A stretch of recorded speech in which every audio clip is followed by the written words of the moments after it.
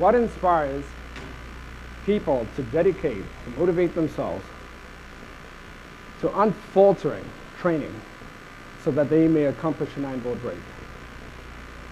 What is the catalyst that advances one from aspiration to fulfillment? What differentiates a person who succeeds from one who doesn't? I'm Master Jason Mouna, a 5th-degree black belt and the mentor to over 100 students who come through the doors of my Taekwondo Academy weekly. The questions I posed earlier are some of the questions I explore with my students who come to my academy seeking to gain confidence, fulfill a bucket list, become a world champion, or simply to attain success through practice. Many of us have seen or heard that success comes from aligning your body, mind, and spirit. However, many neglect to pay attention to the importance of the sequence when attaining this alignment. I believe individuals who seek to succeed in whatever activities or goals they choose in life should ensure that their spirit is aligned first.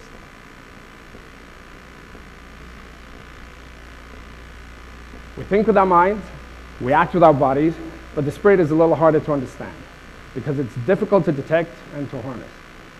It is that inner force that makes us rise up to our challenges.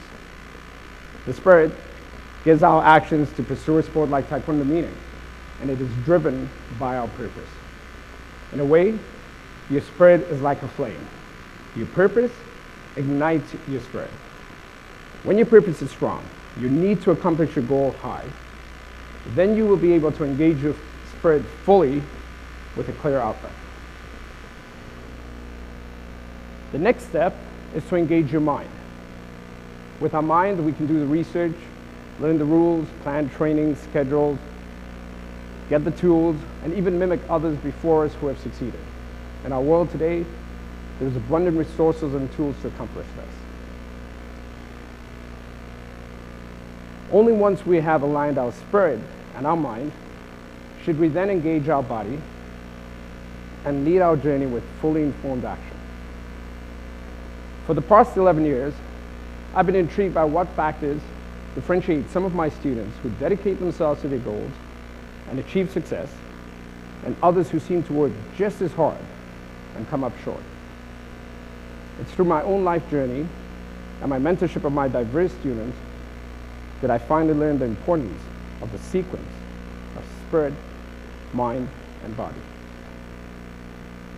I grew up in Nairobi, Kenya. My father was the first Mr. Kenya in bodybuilding. He was actually judged by Arnold Schwarzenegger and Reg Park. It would seem that I had the perfect genes in my body to be able to take care of myself. However, at age 10, I came home with my first black eye. It was the first spark to my spirit. Being the oldest son in my family, it was my role to look after my younger brother and my older sister, a responsibility I took very seriously. So I began training so that I could better take care of myself and take care of them. By 12, I was already stronger than most 18-year-olds, easily outlifting them and beating them in arm wrestling matches. The dangers of growing up in a developing country kept my spirit, my purpose for training, very strong.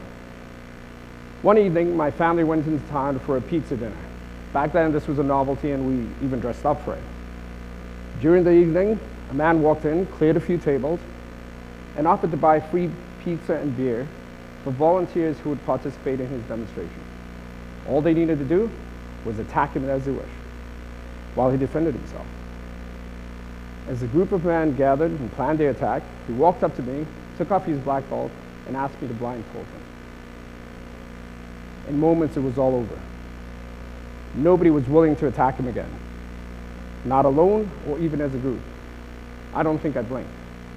This was the kind of stuff you saw in Bruce Lee movies. He thanked the volunteers, and he pointed to his Taekwondo school upstairs. I would have signed up instantly, but we lived out of town, and I would have not been able to attend classes. Though the spirit to pursue Taekwondo was briefly ignited, it continued to kindle as a small flame in the background as I waited for the next opportunity. 2 years later, we moved into town, and the chance to sign up for classes showed up again. I showed up eager for my first class, but to my surprise, the Grand Master refused to let me train. He told me to go do judo, for which my body was better suited. for 3 weeks, I sat outside his class, hoping he would change his mind. Finally, frustrated, I went to a payphone, called my mom, and said, I'm done. I'm not going to beg. If they're not willing to teach me their art, I will figure out my own fighting style. Not being one to let us quit, she insisted if Taekwondo was what I wanted to do, then Taekwondo was what I was going to do, and so she sent me back off. So I sat outside again, hoping the Grandmaster would change his mind. That evening, the Grandmaster's wife called me to the side and took measurements to make my doba. This is the uniform you train in. A few days later, when it was ready, she walked into class. And as she gently pushed me in, the Grandmaster came yelling towards me. Now, I remind you, I'd seen what these guys could do blindfolded. He was coming right at me. But despite my fear, I couldn't help feel the excitement as he pointed to me to get in on the side and continue teaching his class. The flame of my spirit roared. Let's fast forward 4 years later. When the World Taekwondo Champion was on tour, I was the student selected to spar with him. How did I get from one point where I was not accepted through the doors of the Grandmaster's Academy to a point where I was a student selected to represent the school and face the world champion? At that time, I'd have liked to believe it was because I'd become super skilled and deadly. But I later learned it had to do with my commitment and dedication, but more importantly, my alignment of my spirit, mind, and body in every class I trained. A number of factors contributed to my ability to identify and strengthen my spirit. Without the Grandmaster and my personal coach being my mother, I would have not been appropriately challenged throughout my journey to align my spirit, mind, and body. A coach is a vehicle to carry you safely from one point to another. Sometimes students come to my academy hoping to become world champion by the next year. However, taking on more than you can handle is no different than those hoping to achieve a roaring campfire instantly by putting a lot of logs on all at once. Sadly, sometimes they accomplish the exact opposite as they snuff out the starting flame. Throughout my journey, my coaches presented challenges that were not overwhelming, but were inspiring to overcome. My sense of competence was allowed to grow steadily as the appropriate amount of logs were added to my flame. When the flame is strong, the spirit big, you can add more logs to the fire and watch it take on and become an even bigger fire.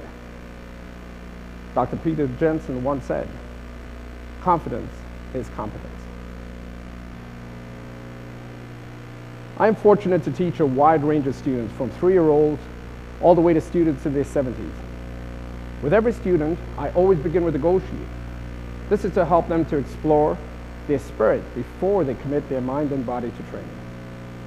Sometimes parents send their children to classes for me to teach how to sit still and to develop focus.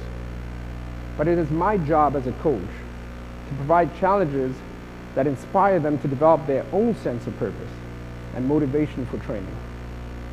For some, it's physical fitness, discipline.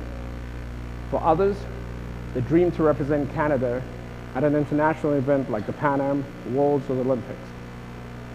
My students continuously remind me of how the spirit varies from person to person and how ultimately their success will depend on how important their purpose is to them, for this will determine the level of engagement with their spirit. For example, a family sent their daughter to my school to help her lose weight. Her purpose, on the other hand, was to build confidence so that she could sing in the choir. Through her Taekwondo training, she was able to build this confidence and take it outside class. She earned a spot on the school choir. Had she continued training for the reason her parents had originally signed her up, she probably wouldn't have stuck with it, or even felt fulfilled.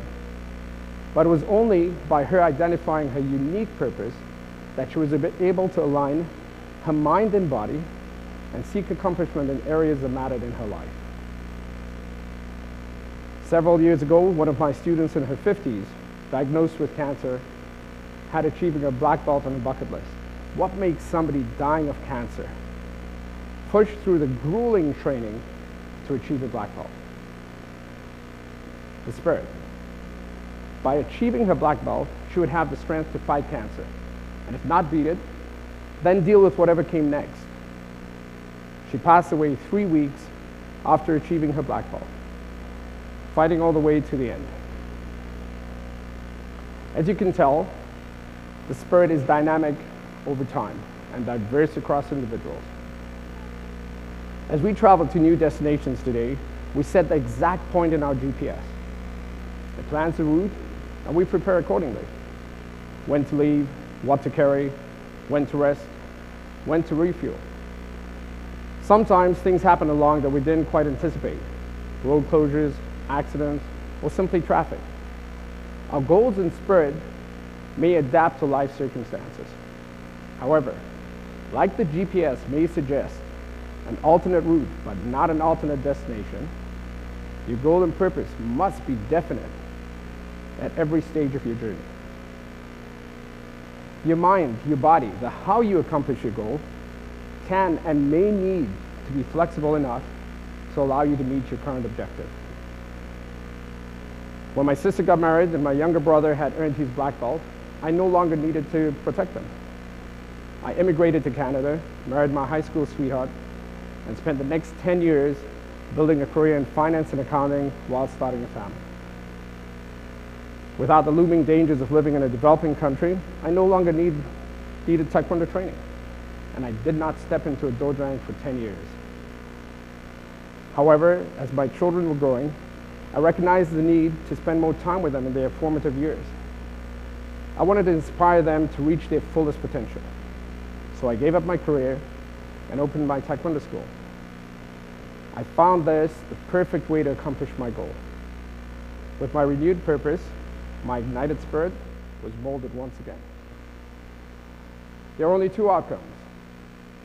If you face any challenge in life with your spirit fully engaged and your mind and body well prepared, win or learn. If you don't win, it is critical that you revisit the plan in the same sequence. First, check that your purpose is still strong. It will drive your spirit. Then check your mind and your body. You may need to download the latest maps, latest rules. Make the necessary adjustments before you attempt your goal again. Physical skill, natural talent, the ability without drive, purpose, or spirit will not deliver success. Through aligning their spirit, mind, and body, my students have successfully pursued their passions both inside and outside Taekwondo. Only when one's spirit is fully engaged, your mind and body well prepared, do you have the greatest chance for success. I wish you a life filled with spark and roaring fires. Thank you.